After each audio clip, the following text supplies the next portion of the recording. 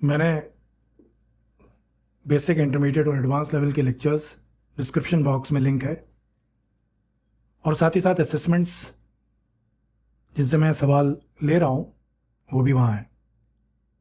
ये advance level का lecture है और इसमें कुछ एग्जांपल्स लूँगा। अगर कुछ और सवाल जो कि उन असेसमेंट्स में है उनको आप करते वक्त कोई दिक्कत आपको आती है तो आप लिखिए, मैं उनके भी सोल्यूशन बनाऊँगा। तो पर्पस बहुत सिंपल है कि वो सोच डेवलप हो जिससे कि आप फ्लॉलेसली सवालों को कर पाएं।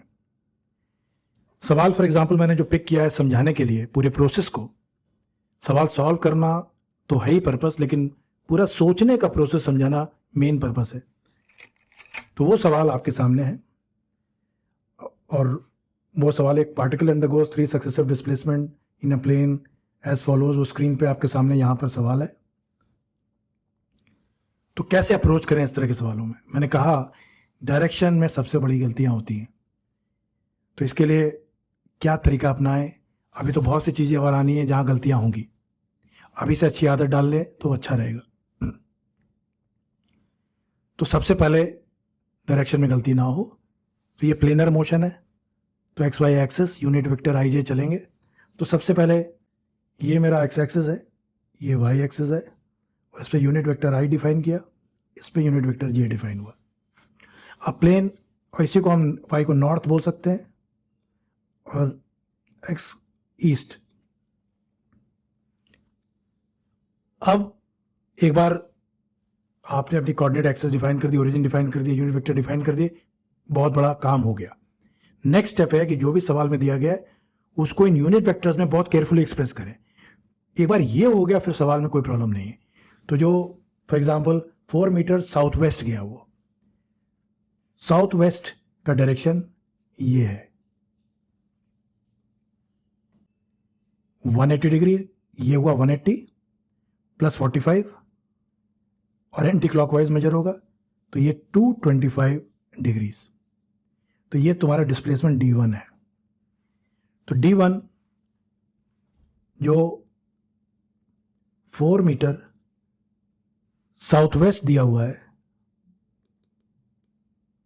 उसको मैथमेटिकली एक्सप्रेस जब हमने किया तो ये हो गया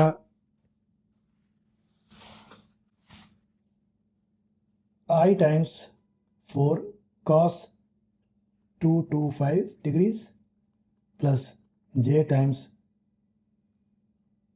4 sin 225 डिग्रीज। ये हमारा D1 रिप्रेजेंट हो गया वेक्टर। जो D2 है वो यहां दिया हुआ है, वो 5 मीटर ईस्ट है, तो D2 वेक्टोरियली लिखेंगे, ईस्ट डायरेक्शन I डायरेक्शन है, I टाइम्स 5, और D3 जो कि तीसरा वेक्टर दिया हुआ है वो 6 metre in direction of 60 degree north of east. North of east, north 60 degree north of east. तो जो D3 है वो 60 डिग्री, तो इसका मतलब I times 6 cos 60 plus J times 6 sin 60। अब तीनों वेक्टर I J में एक्सप्रेस हो गए। सारी प्रॉब्लम का 90% प्रॉब्लम सॉल्व हो गई, क्योंकि अब गलतियां नहीं होंगी। I में I जुड़ेगा, J में J जुड़ेगा, K में K जुड़ेगा अगर K होता तो रिजल्टेंट डिस्प्लेसमेंट अगर हमको निकालना है वो वेक्टर सम होगा तीनों वेक्टर का। इसमें आप ये जो तीनों वेक्टर आपने लिखे हैं ये जोड़ दीजिए और इसको सॉल्व करिए, वैल्यूज रखिए ट्रिग्नोमेट्रिकल एक्सप्रेशंस की। मैं डायरेक्टली लिख रहा हूं, आप इसको यूज करके देख सकते हैं। ये हाँ ध्यान रखने वाली बात है, आई में आई जुड़ेगा। For example let me do it, this will be equal to I 4 cos 225 plus J 4 sin 225 degrees plus I times 5 plus I times 6 cos 60 plus J times 6 sine 60। मैंने बोला कि आई जुड़ेगा, तो ये आई और ये आई जुड़ेगा, और जे जुड़ेगा। डायरेक्शंस सेम जोड़ सकते हैं, सिंपल अरिथमेटिक कैन वर्क। और जब इसको सॉल्व करोगे तो ये रिजल्टिंग डिस्प्लेसमेंट जो आएगा वो आर की वैल्यू सॉल्व करने पे plus I times 5.17 approximately plus J times 2.37 approximately. तो इसका मैग्नीट्यूड, आर का magnitude 5.17 whole square plus 2.37 whole square का अंडर रूट। और अगर हमको tan थीटा निकालना हो रिजल्टेंट का, तो हम देख चुके हैं already, tan theta jth upon ith, तो 2.37 upon 5.17, then compute and you get the answer.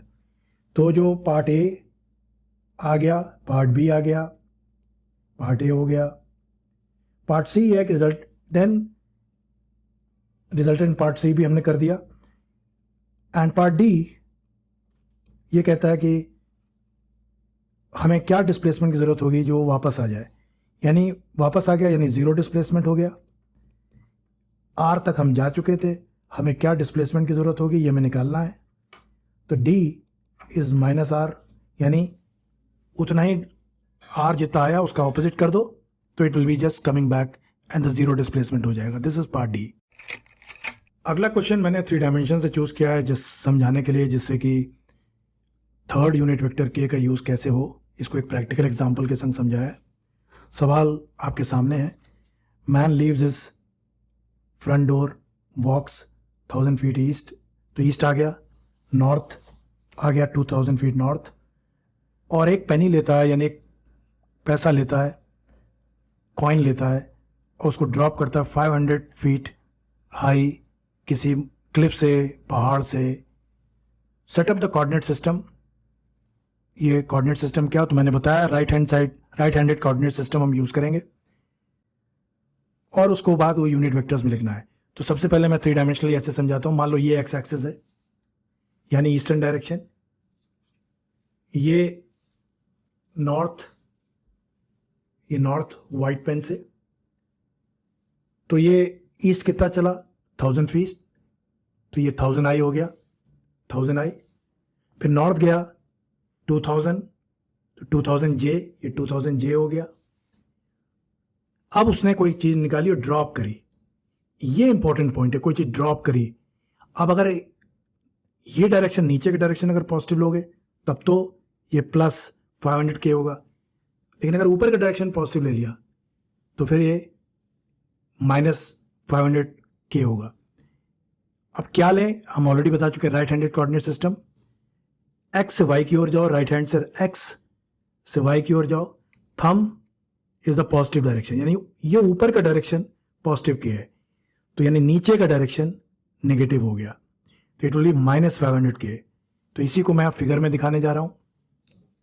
तो मैंने समराइज किया, ये सामने ये डायरेक्शन में जब हम गए तो ये D1 आई टाइम्स 1000, फिर नॉर्थ गए तो ये J टाइम्स 2000, और फिर नीचे गिराया तो ये माइनस K टाइम्स 500। तो जो रिजल्टिंग डिस्प्लेसमेंट होगा वो इन 3 ऑपरेशंस का सम होगा, विच वेक्टोरियल अगर लिखोगे तो I times 1000 plus J times 2000 minus K times 500।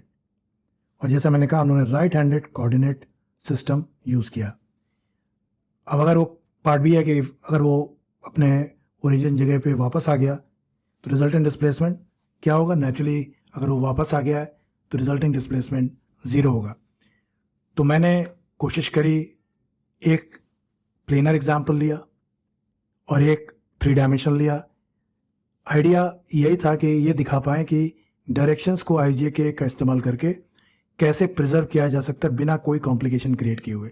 शुरू में अटपटा लग सकता है, लेकिन अगर ये हैबिट डाल लोगे वेक्टर्स को IJK में एक्सप्रेस करने की, right handed Cartesian coordinate system use करने की, तो फिर आगे की फिजिक्स आसान होती जाएगी, क्योंकि आगे की फिजिक्स में डायरेक्शन सेंस काफ़ी इन्वॉल्व होगा और अभी से आदत अच्छी डाल लेना बहुत बेहतर होगा। तो होपफुली ये पहला चैप्टर बिगिनर और इंटरमीडिएट और एडवांस आप सबको पसंद आया होगा। अपने कमेंट ज़रूर लिखें, बताएं, फीडबैक दें, जिससे कि हम इसको और अच्छा और इम्प्रूव कर पाएँ। डिस्क्रिप्शन बॉक्स में जो डिटेल दी हुई है उसको ज़रूर देखें। Thank you so much. Bye bye.